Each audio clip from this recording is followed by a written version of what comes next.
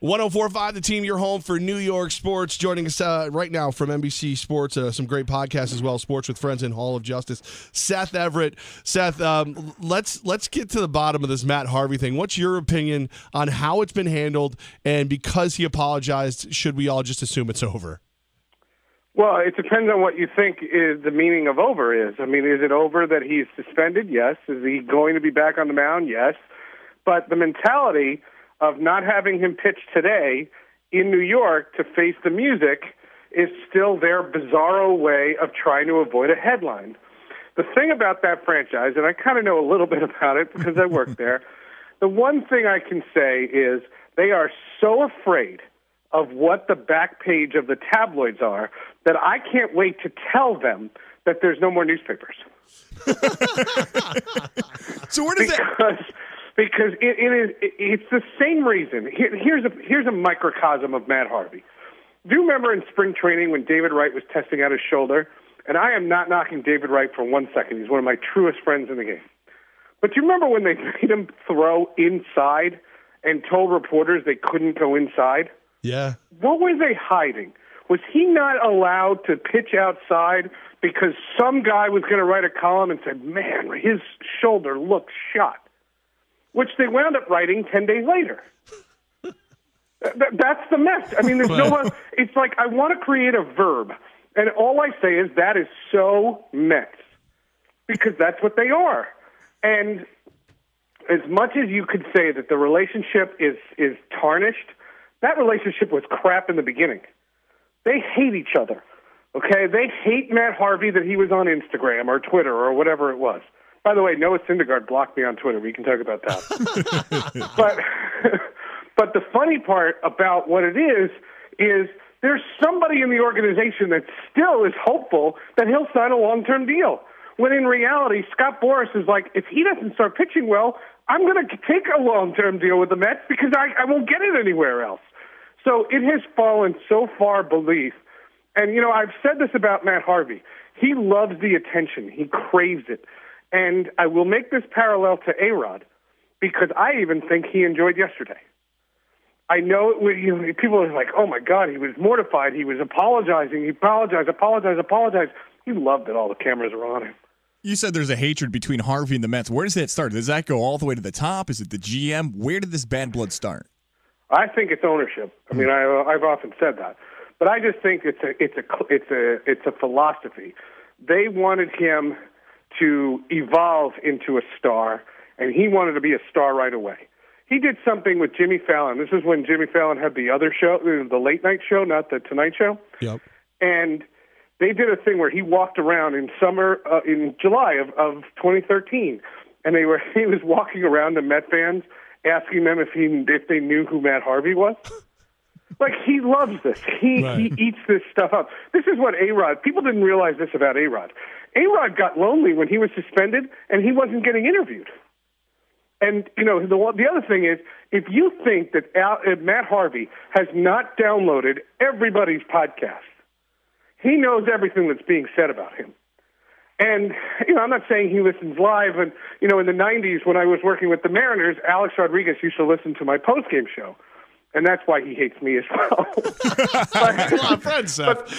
the thing is, it's a relationship. And it's so awkward because I'll give you a perfect example. We were in Miami. And this is the year, 2014 was the year that he had Tommy John surgery. So he was rehabbing. Do you remember the whole fight about he wanted a rehab in New York, yep, and they wanted him to rehab in Port St. Lucie? Mm-hmm. Yes. So he's in Port St. Lucie. He lost that battle. And he's in Port St. Lucie, and the Mets are in Miami for a 4-game series against the Marlins. And I think there was a day off, if I remember correctly. And the next thing you know, Harvey was in the locker room. That night, he was with every player. He was so missed, and he craved the attention so much that everybody, I said, because I had family in town, and I was to Travis Darno, and I said to Vic Black, I remember, and a bunch of guys, and I just said, hey, what are you doing? Hey, what are you doing? Oh, we're going to see Harvey. We're going to see Harvey.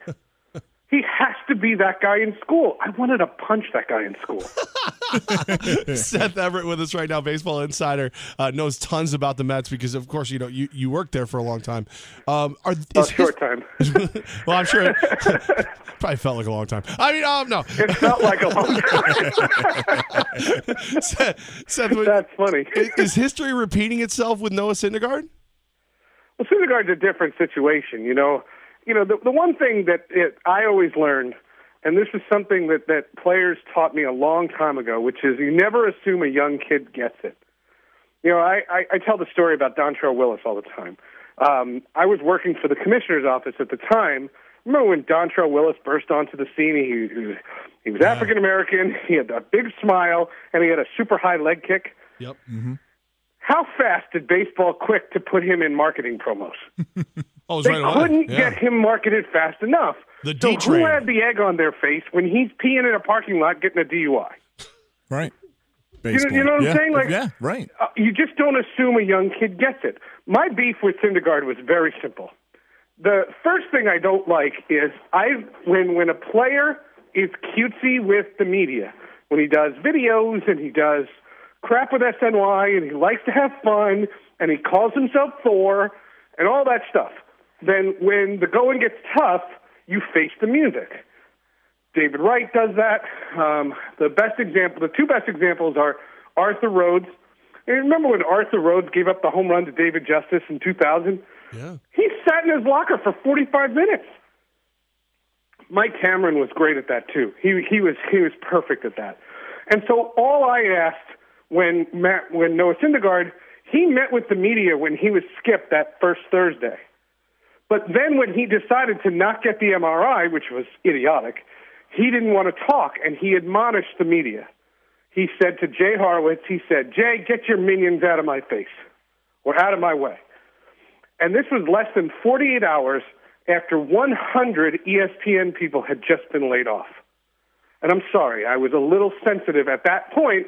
I don't need people taking shots at the media, especially 23-year-old yim-yams who are doing cutesy videos on Twitter.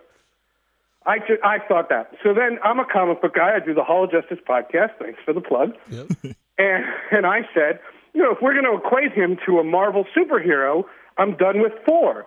He reminds me more of Squirrel Girl.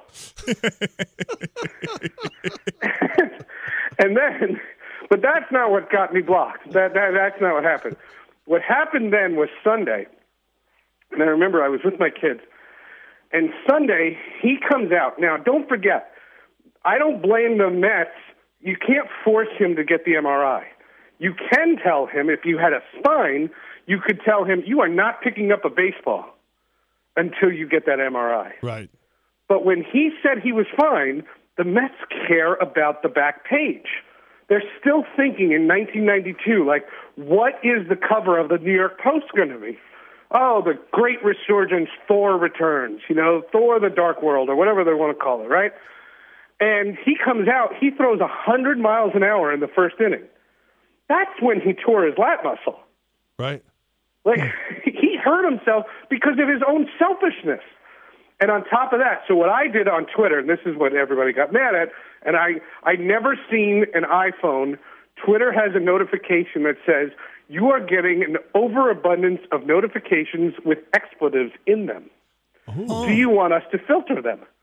I was like, what is this?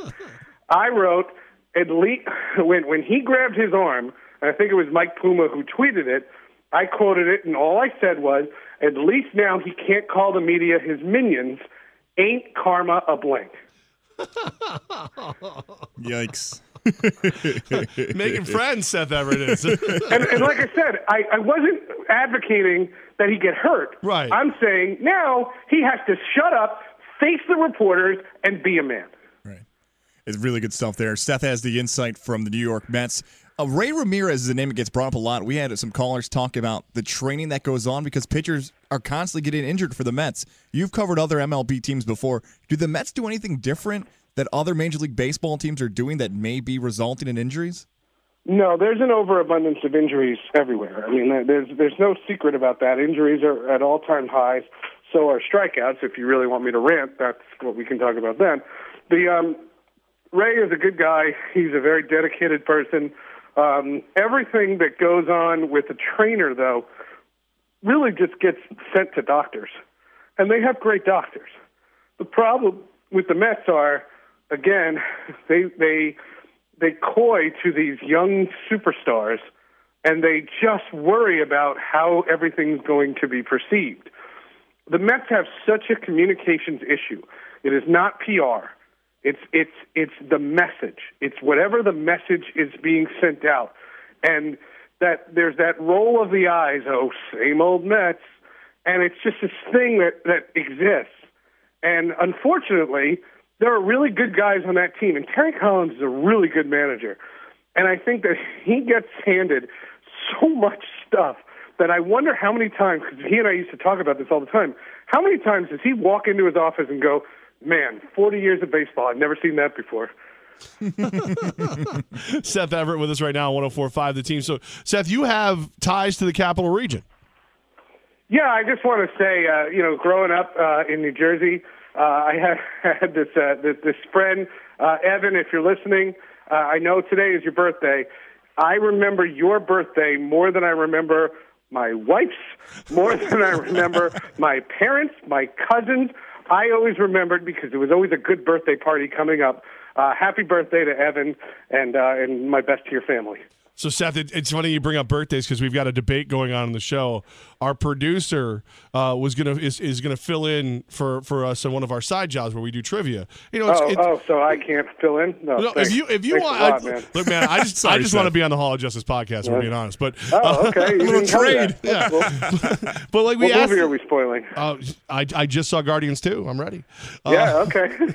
This is a whole other thing. What makes you think we haven't spoiled Guardians of the Galaxy before? I'm saying what I can do.